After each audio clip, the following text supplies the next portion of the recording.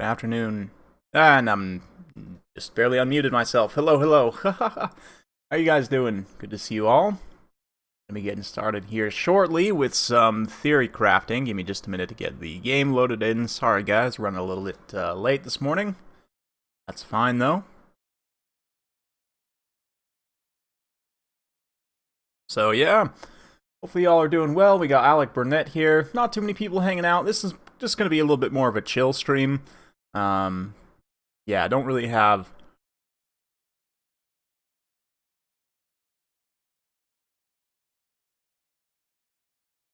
yeah, I don't really have too much in terms of replays to show you. I mean, I guess because the beta update just got updated, it's...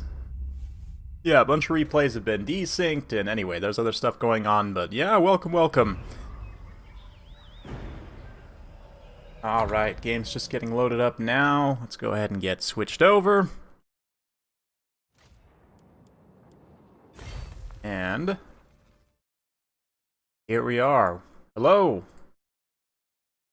Hey, Red Legion, Mr. Nielsen. What's up, guys? Good to see you all.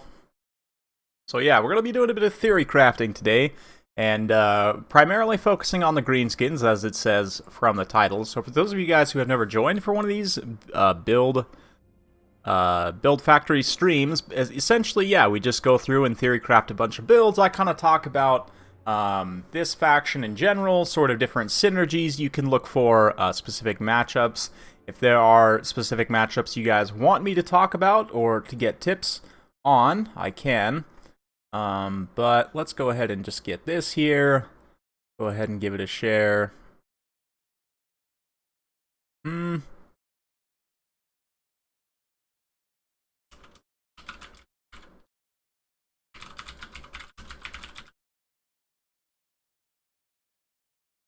I should probably also post a notification on my own Discord because, you know,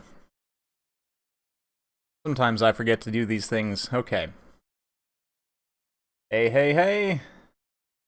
So, yeah, we're gonna get straight to it. Greenskins builds. So, with the DLC now, I mean, Greenskins already had one of the most balanced rosters in that they have sort of a very complete roster, I should say. Like, they have units in every phase.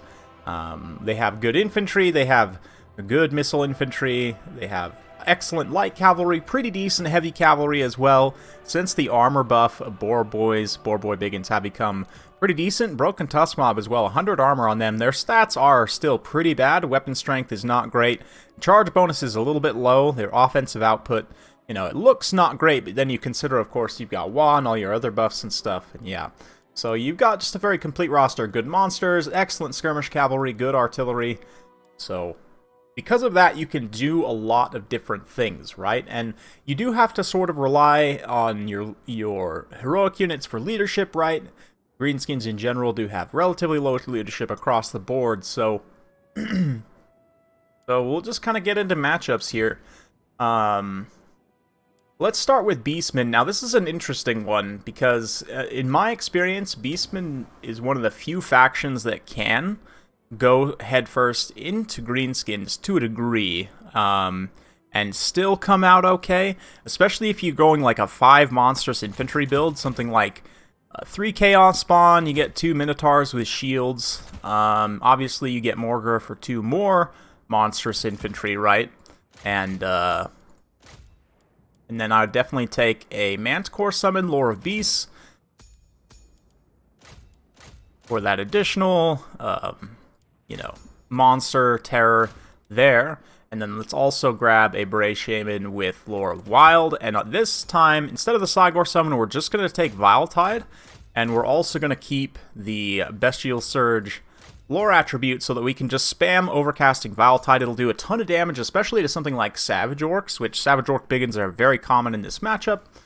And then, yeah, we'll also give him the Jagged Dagger so that as he fights in melee, he can get a bit of extra winds of magic. So, yeah, we've got a pretty decent front line there. And I know I'm kind of talking about Beastmen in a Greenskins stream, but I'm just saying this is a sort of a way that Beastmen can contest the frontline engagement. This is one of the few factions that I think can, and going in a direction like this is sort of how you do it. Now, on the flip side for Greenskins, you need to practice this one a little bit, but I have a few thoughts.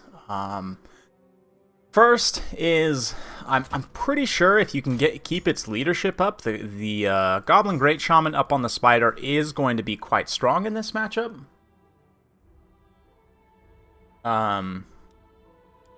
Yeah. Go ahead and do this. Let's do Gork'll Fix It. Actually, against Beastmen, we'll kind of need to think about the spell loadout a little bit in depth here. Sneaky Stabbing is basically always good to have, very cheap to spam. Vindictive Glare also. I'm not sure about this. I would need to test it. I mean, obviously it's going to be very good against certain types of targets. I would need to test it against the Chariots is probably the one I would want to use it against. But I think probably instead we're actually going to take Gork'll Fix It. Very good for controlling Beastmen's speed and mobility, in addition to your poison and so on. And Itchy Nuisance as well to nerf their offensive stats. And then from there, we kind of want to play off of the Spider Lord, right? So, to that effect, we're going to go ahead and get... tempted to get Bob, honestly. Bob might be decent here. Gobbo, Big Boss. One of them on a Spider might not be too terrible. They need stabbing, especially if they have Beastmen have a caster on a Chariot. This will be very nice against them. And then Bob on foot, maybe just for support. Do something like this. Or you could even just take a Troll Hag with no spells and just like Mither, maybe you take Assault of Stone as well. You could take the Plague Breath also. But because Beastmen are relatively fast, you're not 100% guaranteed to be able to even use that. Or the Swamp Breath. Orc Boys? Maybe. We'll talk about them, yeah. Potentially. This is a thing you can do. So, it just kind of depends on what build you're going to go with. A lot... Yeah, it's just interesting. I almost think you need to go, like, Stone Trolls, and with Stone Trolls, actually, I would definitely go, with Bob here. Where's he at? Bob, where you at? Here you go. And, recently, if you guys, excuse me, you guys haven't seen the patch notes already, I made a video. It's actually uploading right now. It'll probably be going live right after the stream. But I do talk about the patch notes for the beta. They have made a few changes here. Notably, Bob gets Armor Piercing up on his boar. So, nice to see that. It is definitely worth the buy there. And then from here, for Beastmen, I think we definitely want to get pretty heavy mobility here. Spider Riders trade very well at numbers into, what is it? Centaurs and Hounds and so on, so we can get a few of them. We probably want some Skirmish Cav as well, so we'll just kind of get a mix. Skirmish Cav here, that's a nice build there. We definitely want 8-beak loons, basically always. We are a little bit lacking in punching power in the front line. Like, we don't really have biggins or anything, but, yeah. In order to counter... I mean, we have counters for the Beastmen mobility, and the Beastmen infantry as well we can kind of just work on. Large units we will kind of have to fight with the Shaman, but we also have the Stone Troll squad as well. You know, to kind of help support that big Spider. It would be nice to maybe bring Skarsnik instead, but let's stick with the Spider for now. I'm feeling we need... potentially more anti-large. These guys can... the Wolf Rider archers can work against most of the large Beastmen units, so I'm not actually too worried about that. Trying to think of it. You know, boys might not be bad here. So you're saying boys, you were asking about them. I don't know, actually. Maybe boys trade badly with most Beastmen infantry. I would need to check. But... maybe we just tank up on cheap Gobbos and try and go super wide. Do something like that. Maybe we bring the other ROR here. Or we could... yeah, we could do a few different things. This is a little bit light in the front line. definitely going to get crumped pretty hard. But, you know, the goblins are there just to kind of get in the way and to stay tight to a degree. But there is an argument to be made that you should just maybe go with some biggins instead. And honestly, I'd probably go with the regular biggins here because of Viletide. Actually, it's basically like a hard counter to Savage Orc biggins. Regular biggins will weather it slightly better, just because they have a little bit of armor. But, I don't know. Yeah, I would want to try this potentially. The real thing here is the heavy armor monsters are going to be kind of hard for the Beastmen to deal with, right? So as long as you keep your box of, like, your Stone Trolls and Goblin Great Shaman alive, and the rest of this is kind of all supporting elements to help that. And we've got lots of Light Cavalry to help chase things off here. Spider can also kind of help support that mobile engagement. I would be a little bit worried, though, that they'd pull up with, like, a Manticore or something out in the open. That could potentially be a problem, but it's an interesting one. Beastmen versus Greenskins is probably, I mean, a lot of people would think that is in Greenskins' favor, but actually, in my experience, Beastmen can some things here. Like in this matchup, if we were to layer Skarsnik instead, that might be okay. Or actually, Azag could be decent here. You wanted to go with more of a mobile kind of support style of build. You just pop Azag in here, and yeah, if we take a look at his spell loadout, we're probably going to roll Spirit Leech. And actually, Doom and Darkness would be really good against the Beastmen as well. So you can basically, the idea here is you have Azag kind of supporting these Light Cavalry, and, you know, using the Doom and Darkness and diving in with his Terror to Terror route away various Beastmen Light Cavalry units, you know, Centaur's Hounds, that kind of thing. And then with the rest of your mobility, you can then just kind of pick away continuously, try and get at those very tattered, weak units. Here, like, we could even do something crazy, like just tank up a bunch of chevrons on these Spider Riders, so they have pretty decent stats. And then, you know, Azag flies around supporting the Spider Riders. Could even get this slightly more cost efficient. I'm not the biggest fan of life leeching. I typically will cut it, just because it doesn't give power reserve. It does give recharge rate, which is nice, but power reserve is honestly more important. Foe Seeker is pretty good. We might hang on to that one. Although if you really wanted to cut it for more chevrons, I guess you could, but yeah, just kind of spitballing a little bit.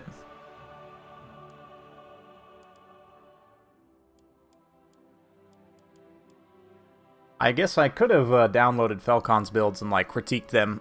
maybe I'll go do that. Or see what builds he has for this matchup.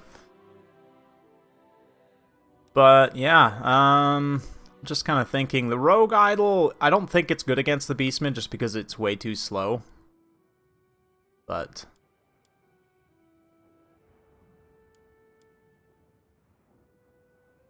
yeah, Azag is actually pretty good in this matchup.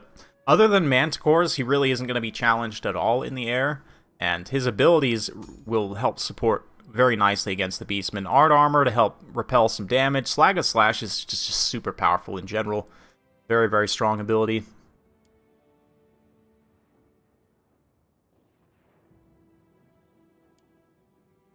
Yeah, I think that's basically it for this matchup. I mean, you could, again, this is the thing about Greenskins, you could kind of talk about this endlessly. Like, this is sort of a bit of more wide mobility build, but you could definitely go with a narrow type build as well, potentially. But against Beastmen, I feel like this is maybe the way to go. I don't know. It's interesting. We'll move on, though. Against Bretonnia, it's similar, but slightly different. Again, heavy armor monsters are going to be good here. But we definitely don't want Azag alone up in the air to get killed. Skarsnik's going to be really strong here because of his charge defense and his anti-large ability. Of course, the Fermented Fungi, again, duration did get cut in half for those of you guys who missed it. It's now only 17 seconds, you can see. But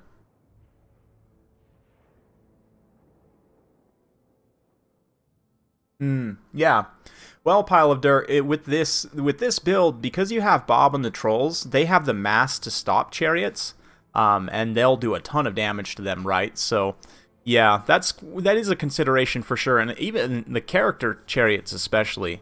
But yes.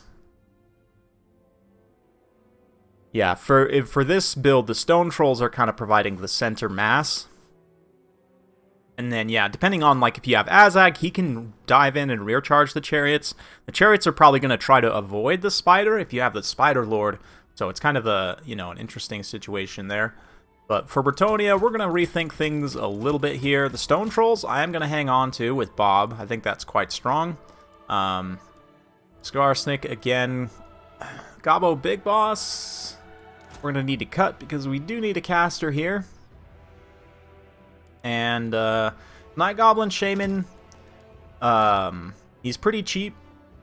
He is very vulnerable to being sniped here. If you want someone that's a little bit less vulnerable, Orc Shaman, I mean, I say less vulnerable. In some ways, he's more vulnerable because he doesn't have stock, but he has more HP. He's also on the boar. You can get this evasion, which gives him a little bit more melee defense. He also got a little bit of a weapon strength buff in this beta update, but I would go with probably Brain Bursta and Fist of Gork. A lot of people will roll Foot of Gork in this matchup, and don't get me wrong, Foot of Gork is really good, especially if you can overcast it on a giant blob of enemy cav. But it is a very high risk, high reward, and if you don't have Wurzag that has the extra winds of magic, you can end up just blowing your load and not really getting any value whatsoever there. So typically I'll just go with Fists of Gork and Brain Bursta. Brain Bursta can achieve a similar effect. It's not quite as strong, but yeah. As for the rest, if you want to get cheeky, there is a weird interaction here where you can try and use him to rout off peasants with this discouraged effect, but considering this item is pretty expensive and he's kind of a squishy character, I don't think it's typically worth it.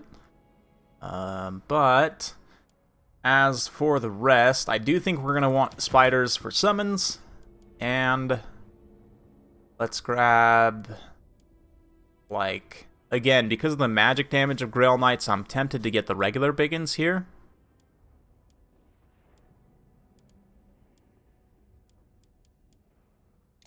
So, like, we could do something like that, and then, again, supporting light cavalry.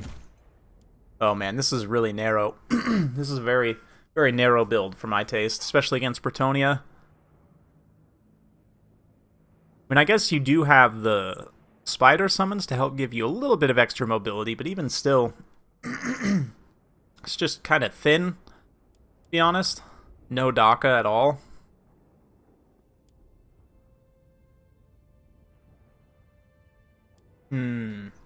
How can we remedy this?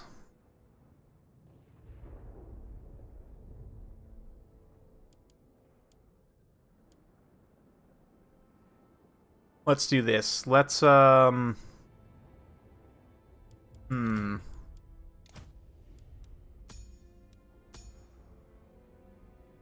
I don't even have this item here for Bob, the brass cleaver.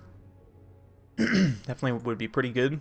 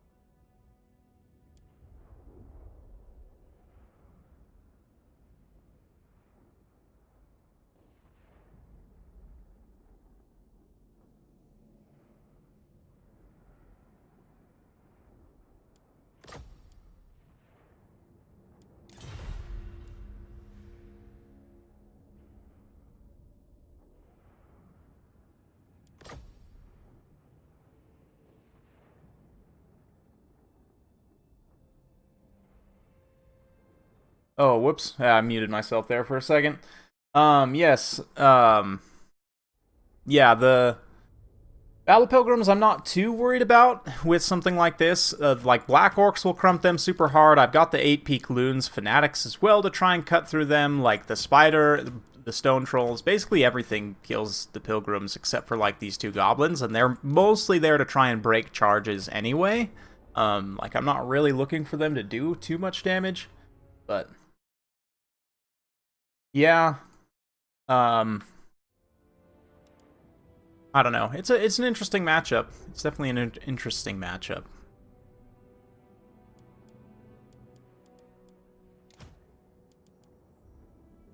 The Troll Hag is probably really strong here too, though, for the Mither is the thing. So, like, if I really wanted to go full in nasty, ooh, let's kind of rethink. Give it a little bit of a rethink.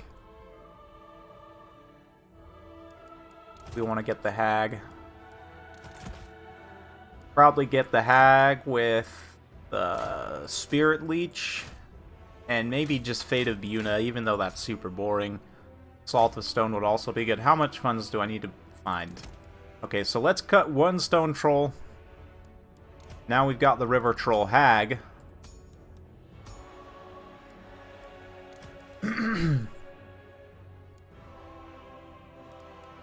Yeah, so now we have Mither at least as well, and this is just so narrow is the thing. Okay, we're only going to roll 1 Black Orc here. Let's grab 2 Skulkers. And then I do want some more mobility, I think, maybe. Not really sure. We could get regular Orc Boar Boys. They might trade okay, actually, into Bretonnian Cavalry. So, yeah. Let's do this. Let's get one of those guys down. Oh, man, we have such an awkward amount of gold here.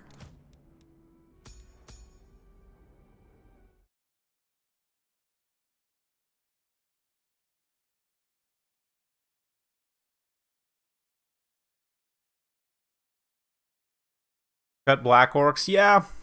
You could do something like this, I guess, if you really wanted to hang on to the Stone Trolls. I do think Stone Trolls are super strong here, so there is an argument to be made there. And then you would have enough to do something like this. Feels a little bad with no Black Orcs, but, you know, we got Bob. We got the 1 Black Orc we need, right? Something like this. I mean, you have 2 Skulker Bombs, you have Mither, you have Fermented Fungi, you have all the Spider Summons as well, to try and give you control of Bretonnian Cavalry.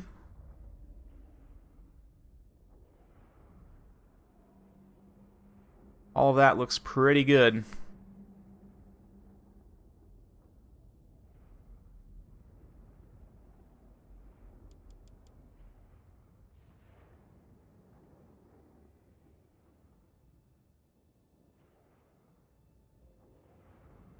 Oh man, I wish I could honestly just take another 8-peak loon in this Boar Boy spot, but the Boar Boy feels a little lonely right there. We might honestly just cut him down and take, I guess we could take, no, not those guys. These guys, Armor-Piercing, Mangy Marauders, would probably be pretty decent in this matchup, having those Armor-Piercing skirmish to apply some kind of legit pressure in that sense.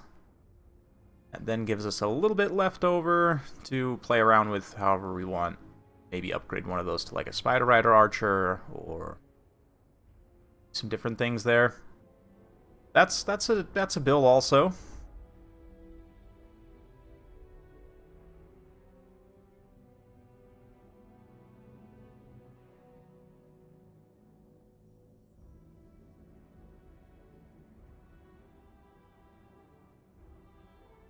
Yeah, that's basically it for Bretonnia. We can talk about Dark Elves is an interesting one. Dark Elves, oh, and also Bretonnia. I guess this is applicable for this matchup as well. I haven't even put any Doom Divers into any of these builds, right? And Doom Divers can be really, really good against any faction where you expect a powerful flying lord. Doom Divers can be pretty strong. Bretonnia, because they have enough numbers and swarm, can be a little bit tougher to make a Doom Diver work 100% there. Like, if we were going to do a Doom Diver in this build, I honestly might have to cut the Queen, just because it's a very expensive terror piece, right? And we could come in here and maybe do this, and maybe grab the Swamp Things. The Swamp Things are going to be pretty vulnerable, I think, here, but they do at least provide some kind of terror, and they have the Overwhelming Odor as well. yeah, Doom Divers are quite strong, and having even just one to pressure your opponent's Flying Lord consistently could be very good. Personally, I think I would rather have the summons in this particular matchup, again, because Bretonnia has pretty good numbers, they can kind of counter-swarm pretty well. But if we think about Dark Elves, on the other hand, Dark Elves is a matchup where I think Doom Divers are almost automatic, like 1 or 2 Doom Divers is almost necessary in just about every single build. And Wurzag can be pretty decent here. He's somewhat vulnerable to Malekith, but if you have 2 Doom Divers consistently pressuring, excuse me, then it can be pretty decent. So we're gonna go ahead and get him on the pig here. We're gonna drop power to Wah. Wurzag's Revenge is pretty decent, and since Soul Stealer has plus 50% miscast chance, in theory this should guarantee a miscast on Soul Stealer every time, I think, at least. Or is it only like a 15% miscast chance when you base cast it? Oh, it's 100% miscast chance already, so actually no need for that. We can probably just cut that, to be honest. It is quite a bit of gold, so that's pretty efficient there. And then for spells, again, Brain Bursta, Fists of Gork are the ones I'm going to be relying on primarily here to keep proccing that Bonewood Staff, Squiggly Beast as well. And then Dark Elves tend to be pretty vulnerable to charge, so I'm almost tempted to get like a bunch of Elves in general because they're lower HP pools. I'm tempted to do that. We could do some counter skirmish. We haven't done any Daka builds, really.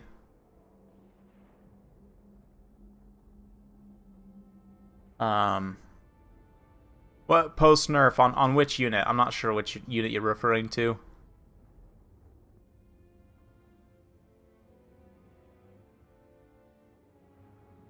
But yes, well, let's grab 2 Gobbo Big Bosses to run around and just annoy whatever characters the Dark Elves have brought.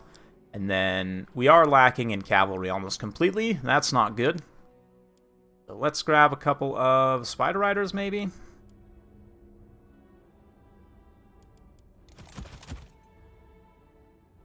Yeah, and then here I think rather than the Stone Trolls, we'll go with the Black Orcs. Stone Trolls are still actually very good in this matchup, but because we don't have a Bob, I mean, I guess we could still run the Stone Trolls into Bob, right? I don't know if I fully have the funds for that. I'd have to kind of play around with this bit. Maybe only take 1 Doom Diver. We can come in here and get the Bob. This Bob Troll Squad is good in pretty much every single build, is why you'll see it very frequently.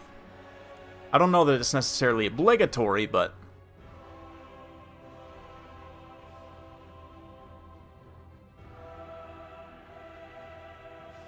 yeah. Against Dark Elves, okay, let's cut the Skulkers as well. I wasn't even thinking about them. Yeah, we don't need them here. Although regular Fanatics can be very strong. Might take, what, 2 of them, and then we want, what, regular Savage Orcs? Slightly short there. So we can come in here and cut one of these Wolf Rider Archers down. Probably just take another Gobbo Infantry. Just a full swarm. So, just thinking about things, we've got counter. We don't actually have great counter skirmish to deal with Dark Rider spam, now that I'm looking at things. But we can consistently pressure Malekith. Like, if they do bring Dark Rider spam, we can kind of just play up to our Goblins and let them chew on the Goblins a little bit here. I guess I could take a Daka line. We could actually replace these 2 Savage Orcs with Orc Error Boys, just to give us a little bit of infantry skirmish power. They have good, you could even just give straight up Savage Orc. Whoops. Got a Spider Rider there. Something like that, actually. That way you've got, you know, your Arrow Boys. They have a little bit of AP damage. We could even fit Rusty Airs in here probably relatively easily. But the Savage Orc Arrow Boys at the very least have good AP damage. They can fight somewhat okay in melee. Their defense is obviously very poor, but 25% physical resistance. They have solid weapon strength. They can provide a little bit of backline protection there. We don't have any terror in this build. That is the one thing I'm lacking as I'm looking at it. So that's a little bit of a problem. We could, I guess, swap one of these stone trolls out for the swamp things relatively easily. Let's do this here. Let's, yeah, let's pop swamp things in there. Let's cut one gobbo. And then we can also cut their fanatic, maybe, and bring rusty airs. Am I confident that I could protect these 3 missile units with just this? Not really. So actually, maybe instead we'll go with the fanatics. I don't know. And this is me making Greenskins builds all the time. It's just like, oh, well, I bet this would work. Oh, we could try this. Yeah, here, again, we've got the Doom Diver to pressure Malekith. We've got now Counter Skirmish to deal with Dark Riders to a degree. Maybe not super efficient, and we could even go wider here. Say, let's not worry about bringing the Mangy Marauders, and then just get 2 Wolf Rider Archers instead, so we have a little bit more depth, a little bit more volume in that way. So we've got decent Counter Skirmish there to deal with Dark Rider spam. Chariots, like Scourge Runners. Again, we have enough numbers for them to chew on, and I can kind of just play forward with the Stone Trolls, and let the Scourge Runner shots chew on the Stone Trolls, right? Because of their missile resistance, their regeneration. We're not going to take a whole lot from that. And they'll take some damage, but just in general, I have enough to kind of weather that, and the mass of these guys can stop up the chariots as well. Against elite infantry, actually, we have the fanatics, and just in general, I mean, brain bursters and other things, I'm not too worried. We can rear charge, you know, elite infantry with stone trolls and so on. Witch Elf spam, like a very mobile, hard-hitting rush, could be a little bit of an issue, like Witch Elves and Sisters of Slaughter just very aggressively kind of hitting frontline, but again, the Fanatics, we have enough kind of mobile skirmish that I think we could counter something like that. So, I think we have all of our bases covered here. And this is just one way, honestly. I have been rolling Scarsnick quite a bit in this matchup. This is a matchup as well where you can get away with using the Night Goblin War Boss. If you have really good micro, it is quite dangerous.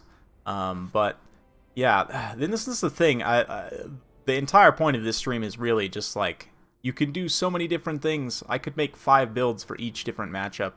Now, honestly, Grom might not be bad here either in a build like this. If we were to bring a caster separately, like I could easily fit in Night Goblin Shaman here for pretty cheap, just to be consistently throwing that Vindictive Glare, Sneaky Stabbing, and sapping at Malekith's Winds of Magic with that Sneaky Stealing. Wand of Jet's pretty good too there, and then we can grab Grom's items. Oh, we're a little short on all of that. That's fine. Find the funds pretty easily. Yeah, something like this. I guess if we wanted cheap anti-infantry too, we could try and fit in some pump wagons somewhere. But here, yeah, let's do... Keep the Fanatics, actually. I think the Fanatics are good enough anti-infantry. Then... Oh, we can do this. Another Spider Rider, maybe, and give them some chevrons so they don't completely die to Dark Riders. I don't know. I don't know if my chat's working. It seems to have bugged out. The YouTube dashboard, I have to say, I'm not super happy with. Like, the chat will very often bug out and just not show me if you guys are typing, so apologies about that.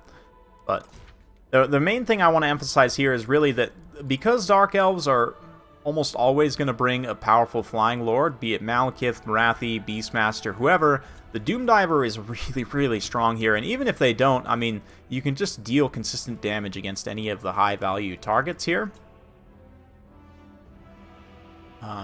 Yeah. It's a good one.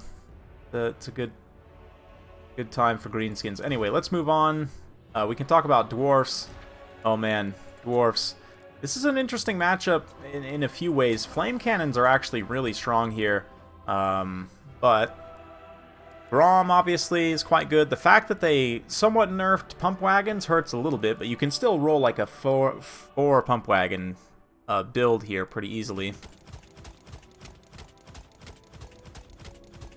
So if we kind of rethink entirely for dwarfs, yeah, maybe we go like 4 pump wagons. We could go all in on the gobbo engineering, take like 4 rock lobbers as well. This is so ridiculous, but I think we're gonna do it. And then, yeah, what else?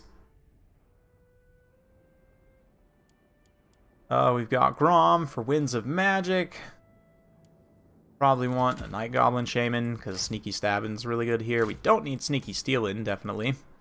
And just get Sneaky Stabbin', and I don't know if we really even need Itchy Nuisance, but we could do something funny and try and kite the dwarfs with a bunch of missiles.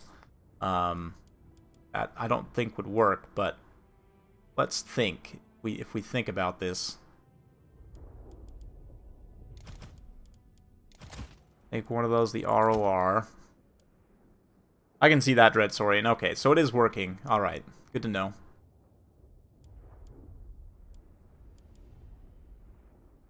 And then...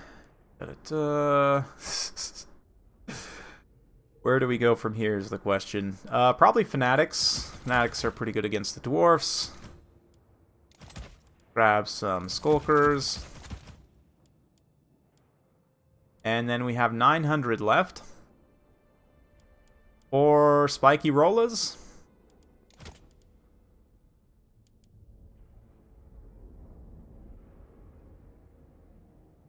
You could even do an Armor Sundering build, honestly. You don't even necessarily need all of this AP. Like if you did something like this. Okay. So let's actually get one Spiky Rolla. I know, Spiky Rollas are kind of a meme, but... Just because we're having fun here, I don't think this would actually be good, but that will give a little bit of Armor Sundering. And what also gives Armor Sundering would be a Troll Hag, assuming she doesn't get absolutely gunned down. Yeah, we can take Soul Blight here. And then, at least on a character, we could also take a Big Boss to Sunder Armor as well. But at the very least, you know, if we get, like, Warlord's Boys also Sunder Armor, I don't know why, that's annoying me. It's not doing the thing. So yeah, like this. Against Dwarfs, I would take Swamp Breath, but you don't want Mither, obviously. Let's get Soul Blight, and Spirit Leech might be okay against cannons, so we'll take that too, I guess. And Assault of Stone against Dwarfs. Again, Gobbo Big Boss. You could take him on the Spider, or even just on foot, honestly, for the They Need Stabbing on a character. But then from here, let's get the Rusty Airs, let's get Warlord's Boys, 8 Peak Loons, be one other Fanatic, a couple other Fanatics. Spiky Rollas, plus other Pump Wagons. And then, what else do we have? A whole bunch of Rock Lobbers. And we really don't have much else. I mean, the armor will be sundered, but it's not like we have many troops to punch him hard, right? So, I don't really know what the point of that is, but needs more Daka. Yeah, for sure needs more Daka. I was about to say, could start shooting him. Or instead of, you know what? Instead of bringing the melee fanatics, we could do something hilarious and bring archer fanatics. So that as we're kiting, you know, we can throw that. You could even take Mither too if you wanted to kite, but even more. This is such a silly build. I don't think this would actually work. This is one of those builds that when I make it and I look at it, I'm like, why? What am I doing here? I don't know though. It actually might work. What do you guys think? Is this too silly to even try? Is it too silly to even try? You know, you can go with more of a traditional style, like All Gobbo Vanguard, and you can even take the Night Goblin Warboss now with the All Gobbo Vanguard, which is nice. Stone Trolls, again, very good in this matchup. Because what matchup are they not good in, honestly? Yeah, if we wanted to go, this is really dumb, and I'm going to save it, but... if we wanted to go with more of kind of a traditional build here, I'm going to go Night Goblin War Boss. Let's get him on the squig here. You could even take him on foot, honestly, just to go super cheap and wide. Let's try that. We'll keep Boss's Loons, so he can kind of operate as his own fanatic. He's got Fermented Fungi as well. Definitely want Tormentor Sword. And then if we're looking at more of like a traditional style...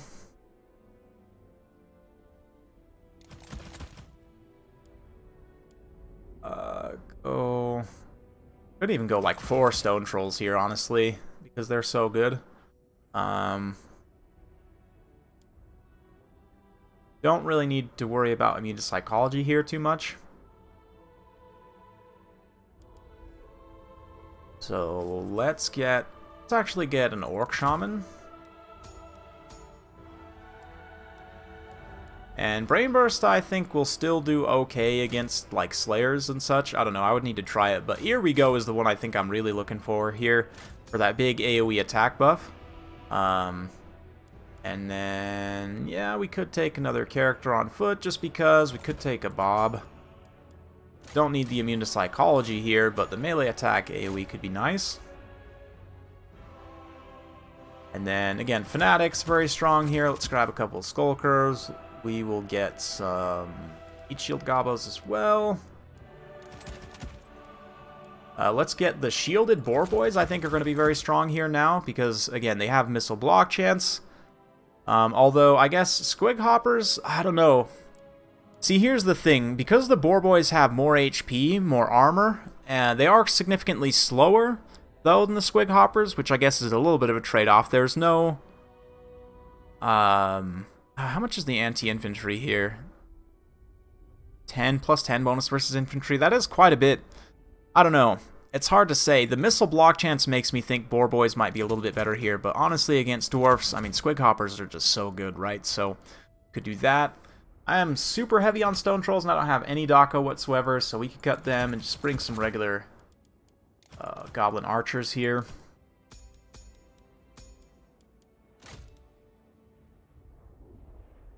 That's a build right there.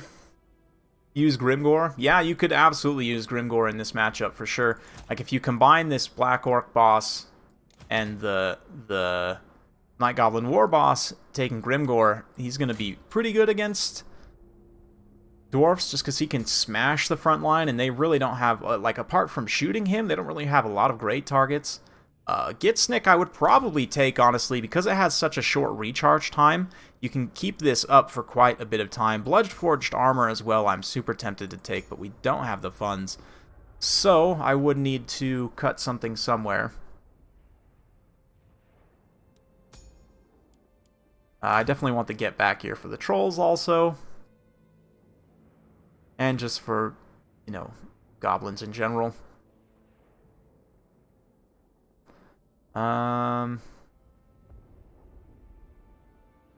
I guess we could, like, cut one of the Boar Boys, or cut both the Boar Boys. Or you know what, let's cut the Squig Hoppers. We'll take the Boar Boys, because that's more orky.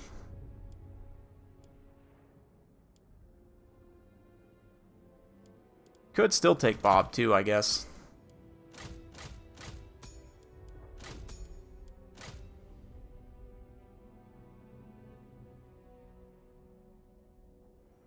Yeah, Stone Trolls, I agree. They're very, very good. Very strong unit. What else? Oh, those are actually not the 8-peak loons. I definitely want the loons.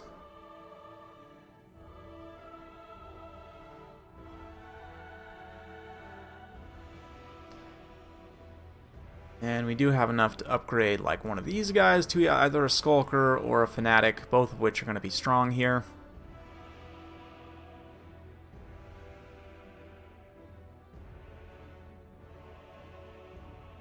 Yeah.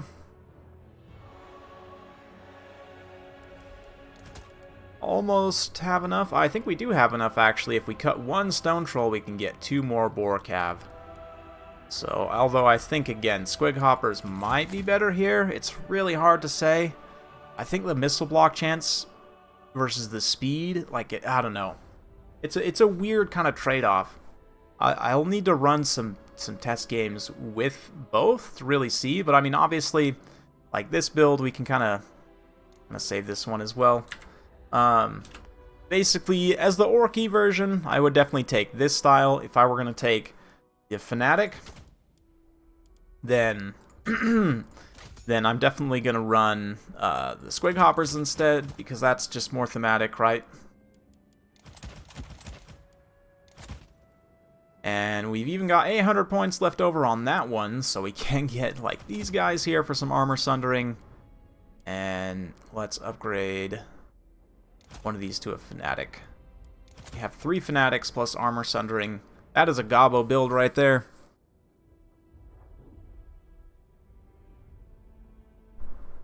Oh yeah, that's a gobbo build. Anyway, moving along. Empire, oh man, this matchup. Where to begin? Where to begin, honestly. Well,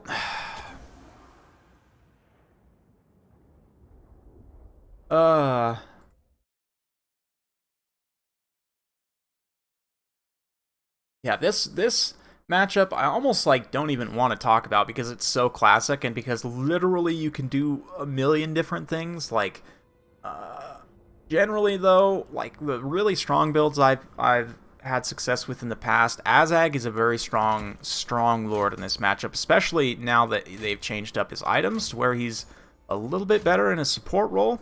He still can't go toe-to-toe, obviously, with somebody like Karl Franz, but definitely going to be quite good in helping support. Doom Divers, yeah, Doom Divers, pretty good here. If you want to go aggressive, though, with like a really intense rush build, that can also work. I would need to look at some of my old replays. I don't really remember. Yeah, it's just, especially with the new tools too, like, oh man, it makes my brain swim trying to think about all the things you can do. But let's do this. We'll do a Gobbo Big Boss. He can lead, or he can just act as a, you know, character assassin, whatever. A Black Orc Big Boss, Bob here, is going to lead a 4 squad, I think. Stone Trolls, again, like with every matchup, Stone Trolls, you could run him with a Stone Troll squad. And here, definitely want some Wolf Rider Archers. I'm going to take the Mangy Marauders as well. We want to go pretty wide against the Empire. Goblins do trade pretty well into state troops for the most part, so let's get them. Yeah,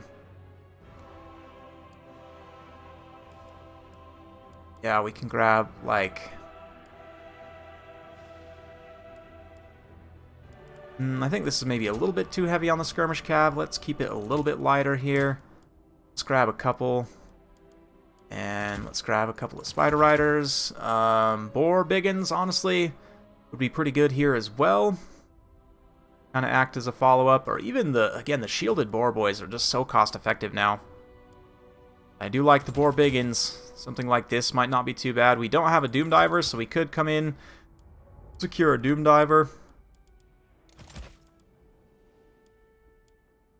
And then from there, probably get some kind of infantry. You'll get maybe a couple of skulkers here. It still does feel a little bit light on the like solid infantry department.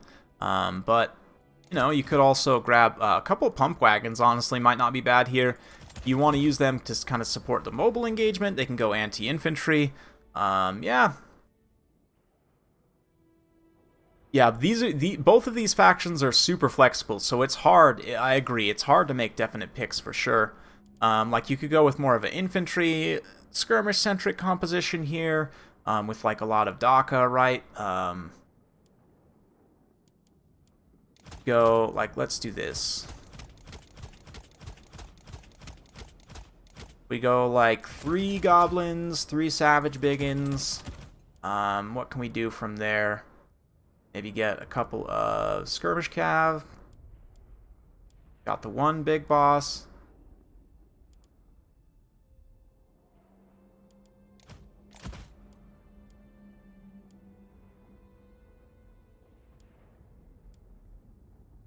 What am I looking for? Here we go.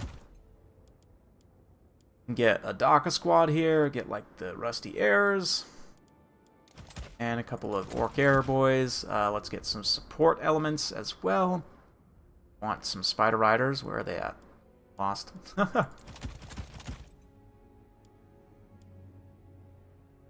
Then we still do have a hero slot open. We could run like a 1-bob. Get a 1-bob here. And don't really have enough funds to help him, or to let him lead boars necessarily, but I guess he can. He's too slow to really keep up with these spiders, so maybe we'll just keep him on the ground actually as a ground support. Or I guess if we come in here, we can cut one of these guys down, get like at least 1 unit of boars for him to lead.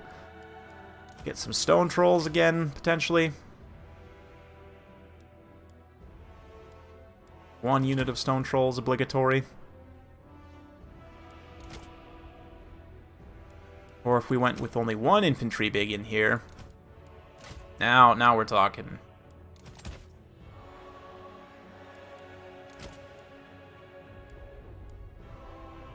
Oh man, these Savage Orc boar boys too are pretty tempting. Actually a little bit faster. Maybe I'll go with them instead. And then we got what enough for 1 more gobbo here. And again, I could literally do this for like 2 to 3 hours just purely on this matchup.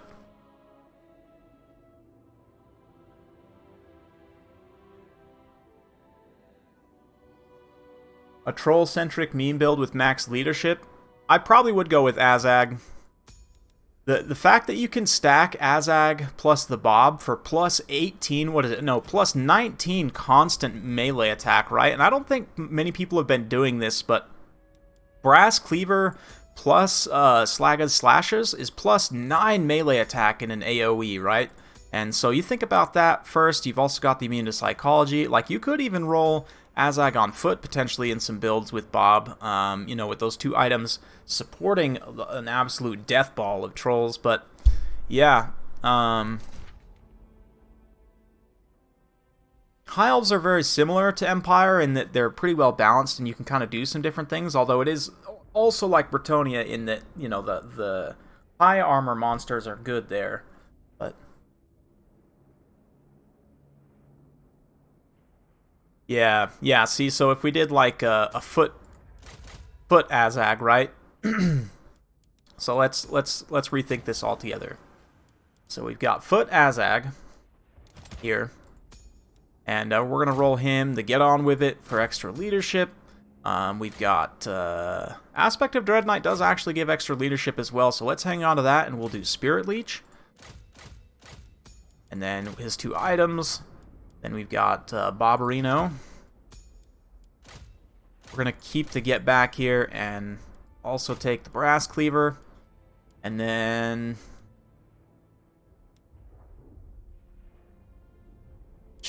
yeah, and then Trolls.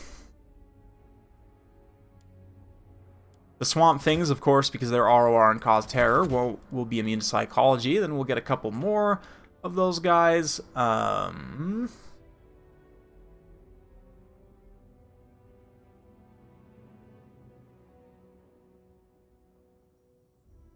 And then, yeah, if you really wanted to be an absolute goon, I guess you could chevron these guys up to gold, but then they're going to be like 1,500 points a pop, which is super, super expensive for them. I guess you can, though. And then, let's see, which rogue idol is it? Do they both? Yeah, they both give the leadership effect.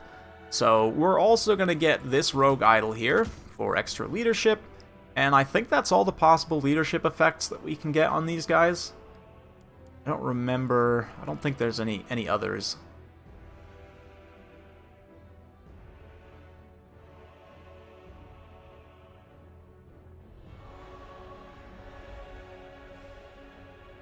Yeah, I can do some giant builds. We can talk about giant builds for sure.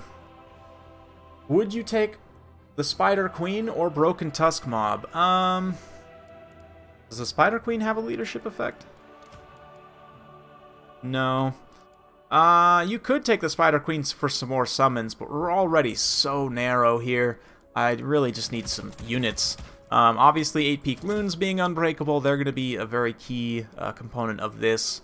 Funny enough, Warlord's Boys are also immune to psychology, so we could take them. We've got a bunch of them, and we even have enough for a couple of Wolf Riders to skirmish Wolf Riders even. If we had 50 more, 44 more. I don't know if this would actually work, but I mean, these trolls, theoretically, they're going to have a constant. Let's see, if we add this, this is a +4, so that's a +12 when they're standing by Azag.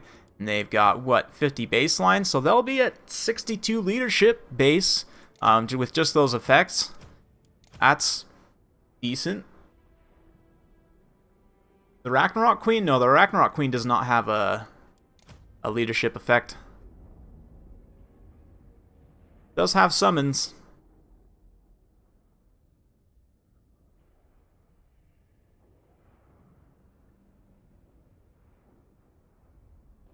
Oh, okay. Alright. I don't know if you guys heard that. Yeah. That's pretty much it.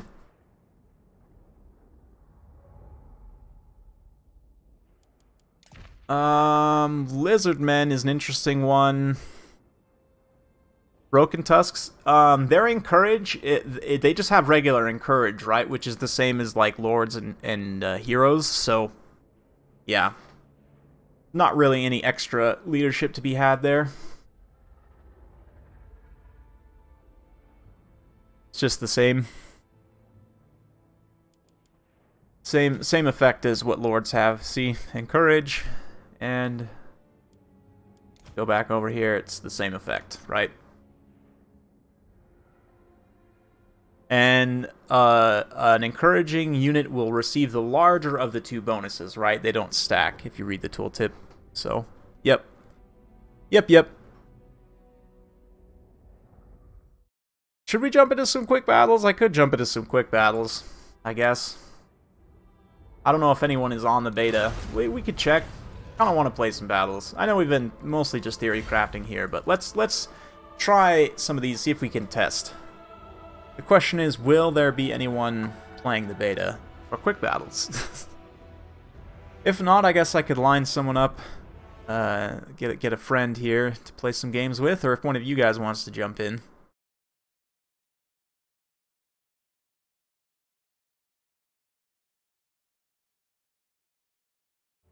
I don't know that we'll find anyone. Let's see. Let me look at my friends list, see if anybody would be down to jump into a game real quick.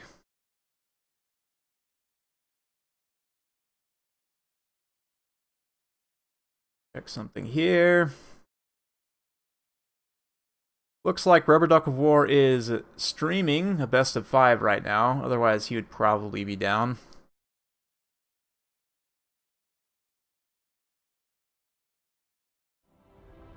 Yeah, you know what? Let's go back to theory crafting. I don't know if I'm going to find anyone, so we'll come back to that. But anyway, let's talk about the Lizardman build. This is an interesting one. This is a build where the armor sundering that I was talking about earlier really comes into play, and I had a replay.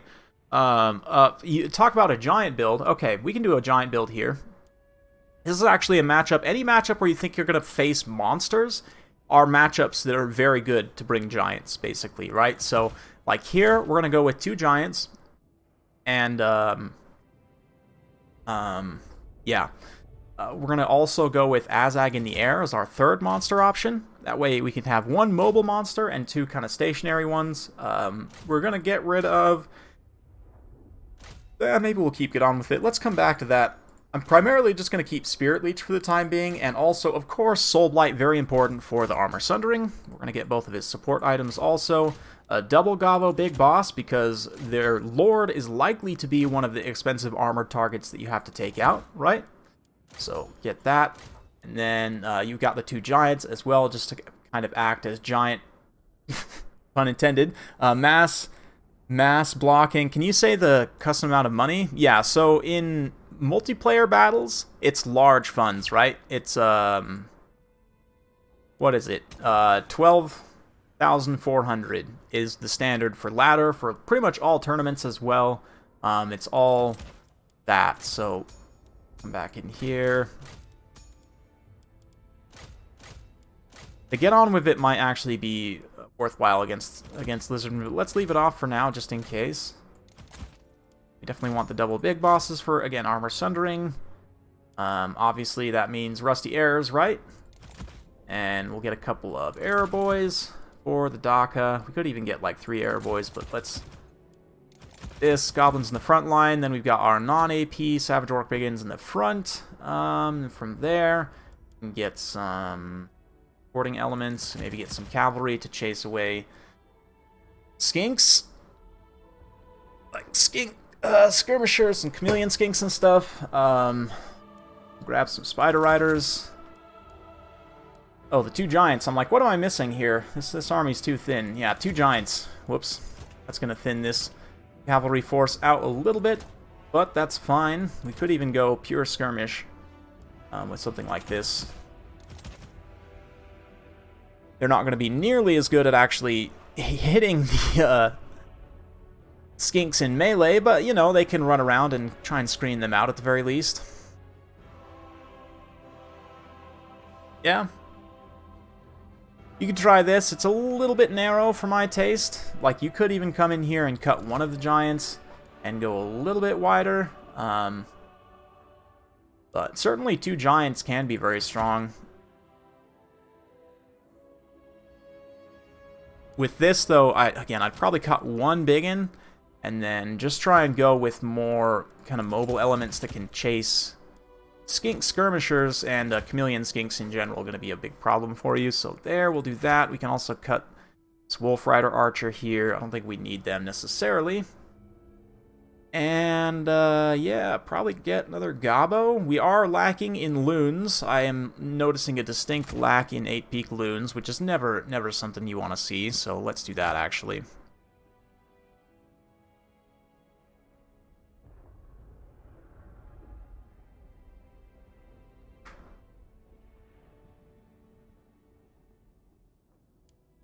This is one type of build, and again, you could even go heavier into the Daka here if you want to just take the 1 giant. You get like, you know, Orc Arrow Boy, another Orc Arrow Boy there. Go a little bit wider in the skirmish game. Maybe take well, here, let's get a second biggin. And yeah, that's not wider in the skirmish game at all, but we at least have some chevrons now to dump into these spider riders so that they'll hold up a little bit better against the skink fire. They have decent enough stats to get in there and really get the work done, so might try that. If you're worried about protecting all these archers, you know, you could come in here, pop a Skulker for the extra control ability. Obviously, Fungi is very strong here. Scarsnick. We could even just like go full reverse course and go Scarsnick. Now, this is a build that I used to run. Something like this. Scarsnick, double giant, plus the queen. And then I'd have a caster, usually an Orc Shaman, on Boarback. And let's go with Fists of Gork and Brain Bursta. And then, what else did I have? Oh man, it was a build.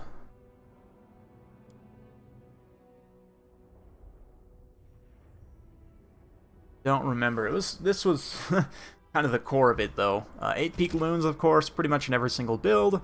Definitely want them. Some Spider Riders. Want some kind of skirmish line, so let's get a couple of air boys. Need some meat shields.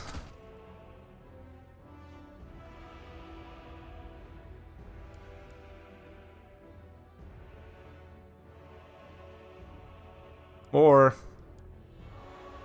yeah, do this and then bring like 1 Black Orc. Or you could even cut both the arrows and just bring another Black Orc. And there we go. There's a build.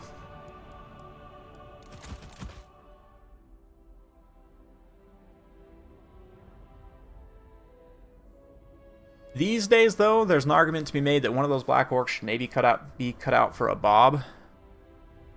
And just in general, it's a pretty thin build.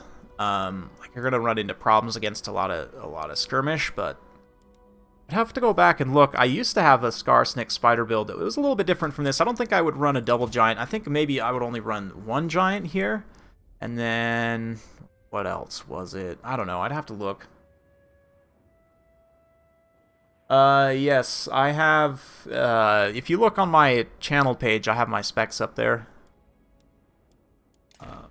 Yeah, it's interesting. Lizardmen is an interesting matchup. I feel pretty confident in this matchup now, like doing a few different things, but either Daka or counter Monster Mash is like the two answers, right? Like either you shoot him to death or you come in with your own monsters and buffs and debuffs and just win the fight.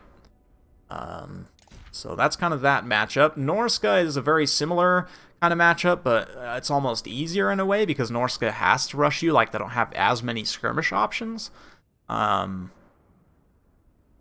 Yeah, I'm not even going to talk really too much about that matchup. Skaven is an interesting one. Whoops. To switch the other one. Grom the Praunch, obviously very good in this matchup, as are Snotling Pump Wagons. You know, I have covered this one on my channel a little bit in the past, but like Pump Wagons are, even after the cost nerf, that's still going to be very strong here. Grom the Paunch, likewise, quite good. And just in general, I think now the Greenskins match up pretty favorably against Skaven. You have enough tools to push them hard. They can't really sit and shoot you to death. They can try and counter rush you, but even then, you typically will have the right tools to be able to deal with their counter rush. So, yeah.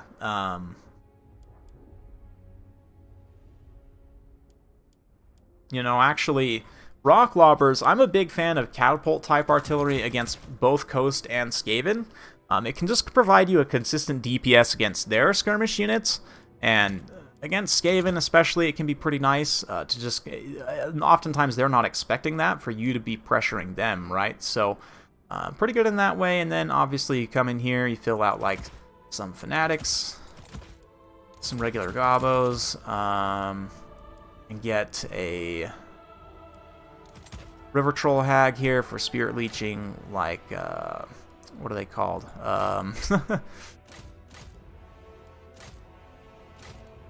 Oh, Rat Ogres. I don't know why I'm drawing a blank today. We don't even have any Skirmish Cap either, so we can come in here and like grab some Wolf Rider Archers, or maybe even Spider Rider Archers, and honestly, we're thin enough on the ground that we can upgrade a bunch of stuff too. We could come in here and get Flappas. I was talking about this actually the other day. I think Flappas, this is probably the one matchup where I would say they're almost essential. Like, you'd prefer to bring them over the Pump Wagons, and that is for a very specific reason. If we have a look at Rat Ogres are 60 speed, right? Which is actually the same as the base Pump Wagon, but since the Flappas are 10 faster, they can actually somewhat outrun Rat Ogres, although if Rat Ogres hit their charge animation, you're still going to be in trouble. But something like this, and just in case you've got a Skulker to protect against like Flayers or a Wild Ikit Claw or something, this is lacking pretty bad in mass, I guess, but we do have the Pump Wagons at the very least. It's actually a pretty decent build. I might save this one.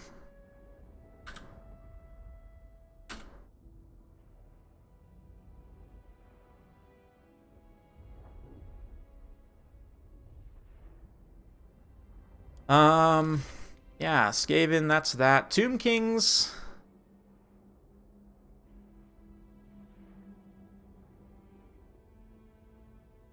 Tomb Kings is kind of like most of the balanced factions, but you do have to account for the fact they're undead, so you just got to be a little bit careful about their leadership. Yeah.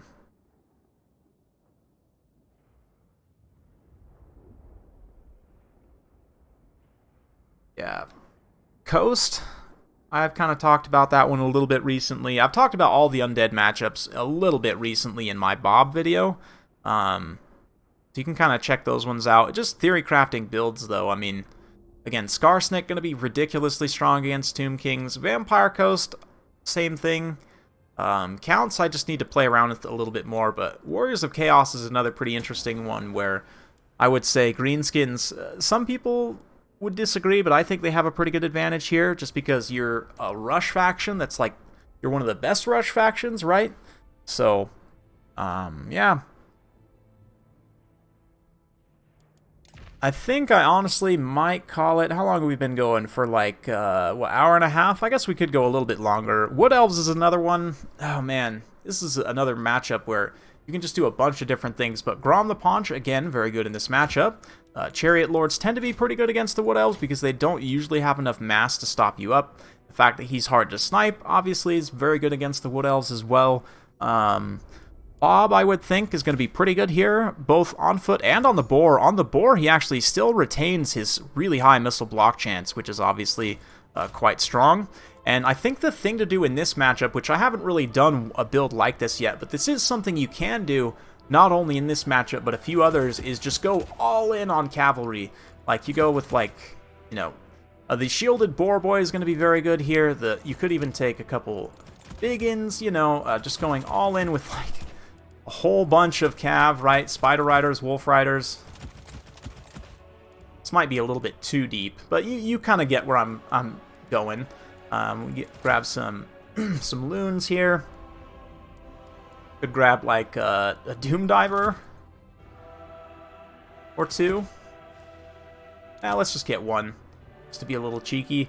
And then a handful more infantry to kind of stand around and look cool. We have 0 skirmish outside of the Doom Diver, so I might actually come in here and try and tank up some skirmish cavalry. Like, maybe we actually turn all of these Spider Riders into Spider Rider archers. How about that? This is a build against the Wood Elves. We're lacking in terror, which is a little bit rough. We don't have any terror-causing units at all, which is potentially a problem. We also don't have a caster, so let's pump the brakes a little bit on that. But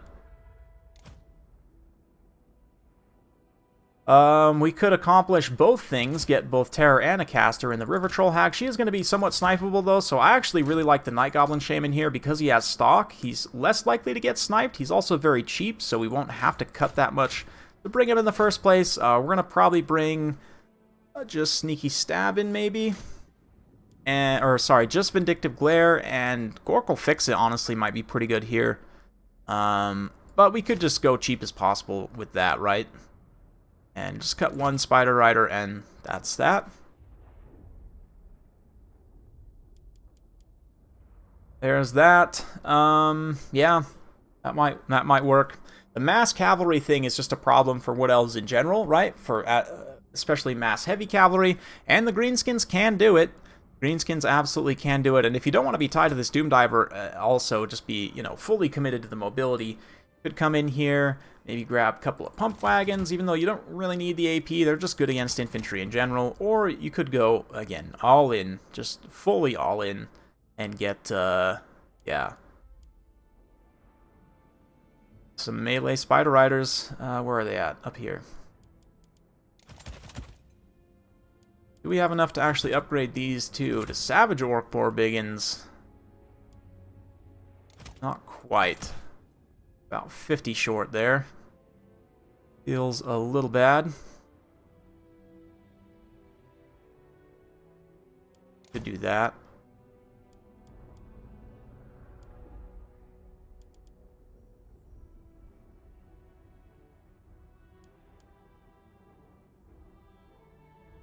Maybe we do that, and yeah, just bring like a Wolf Rider Archer maybe? I don't know.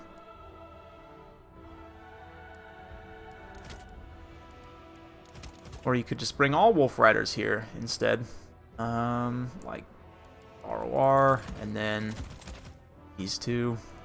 I guess we could make one of them a Spider Rider. Kind of honestly messed around with random things at this point, fine-tuning, but this is probably what I would try first, is a mass cavalry rush with some minor skirmish elements.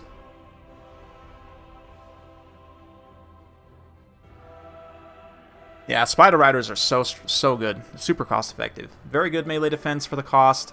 The Strider is really nice in a lot of situations. They chevron really well. Yeah, really good unit, I agree. In fact, I think I'll dump my chevrons into them here. Basically like mounted state troops with poison. It's really good, actually.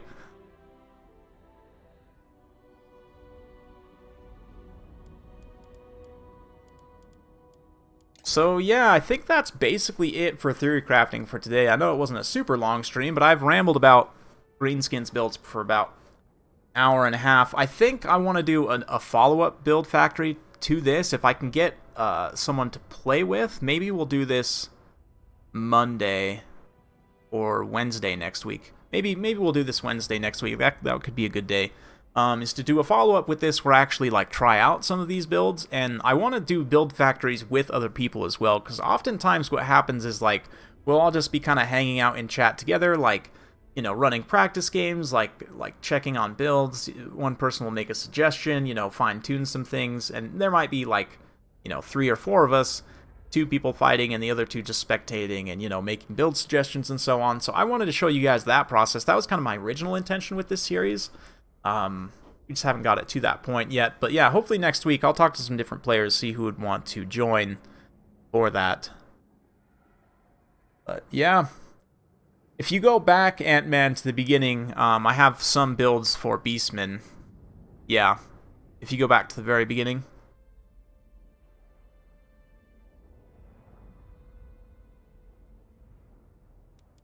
But if I remember what I was saying, I'd probably run Azag here, because he's in the air, he's relatively safe, he can Spirit Leech and kind of dive down, support mobile engagements, right? And then basically what I was saying is similar-ish to the Wood Elves, but a little bit lighter almost. Like, you just want to go all in with the light cavalry and try and win the mobility engagement with Azag pretty decisively, and that'll kind of allow you to operate with impunity to a degree. So I might even take some fully tanked up Spider Riders there. We're going to take Soul Blight, probably, and Spirit Leech to help support that mobile engagement. Or, you know what, let's take Doom and Darkness instead. That's probably going to be better. Then, yeah, I think I had, like, a bunch of Wolf Rider archers. I don't remember exactly. Oh, beasts against other factions. Oh, yeah, for sure. I can do a Beastman stream, absolutely. I'd be happy to, because I know Beastman is a faction that a lot of people think are very weak, but I actually strongly disagree. I think they're a super, super strong faction in general. They do have a couple of tough matchups, for sure, but... yeah, build factory for the Beastmen. Yes, I got you, for sure. Yeah, I can do that. Absolutely. Absolutely. Just as an addendum to kind of finish up this build. I know we don't have any stone trolls this time, which is almost heresy, but...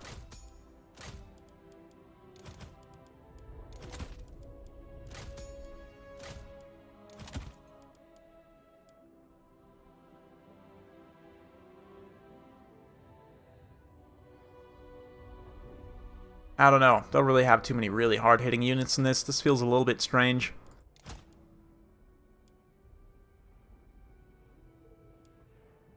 Yeah, I don't know. Have to play around with it a little bit.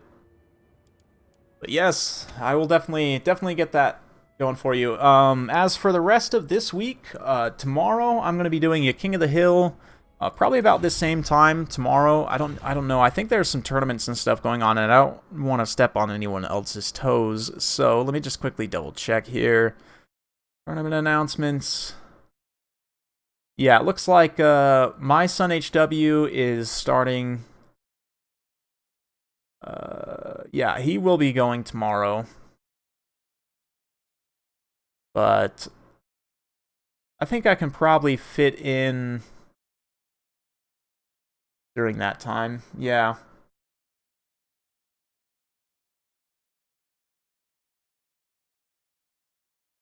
Yeah. I think we'll do a King of the Hill tomorrow, so be sure to tune in for that. Appreciate all you guys who showed up. I know it's a little bit of a chill stream today, not too much action. Probably won't get that many views, honestly, but this is something I've been thinking about for a while, wanting to do. And basically, it's just like an hour and a half TLDR of Greenskins are really versatile, and you can do a lot of different things with them. So hopefully you guys enjoyed that. If you do like this sort of content, obviously, if you're not subscribed, please do. And